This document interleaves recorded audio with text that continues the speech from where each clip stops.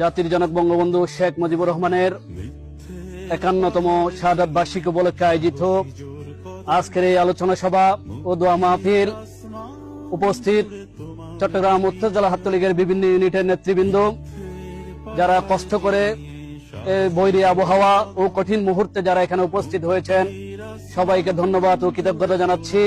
15 August কালো রাত্রিতে ঘাতকের নির্মম বুলেটে যারা শাহাদাত বরণ করেছেন, সকলের আত্মার মাগফিরাত কামনা করছি। শেখ হাসিনা আসবে, শেখ হাসিনার ভয় নাই, রাজপথ ছাড়ি নাই, যুগে যুগে লড়বো, আমরা থাকবো, যুগে যুগে লড়বো। সুখকে শক্তিতে পরিণত করতে হবে, এই সুখকে শক্তিতে পরিণত করে সকল অপশক্তির বিরুদ্ধে আমরা আমাদের রুখে দাঁড়াতে হবে। 7.5 কোটি মানুষের মুখে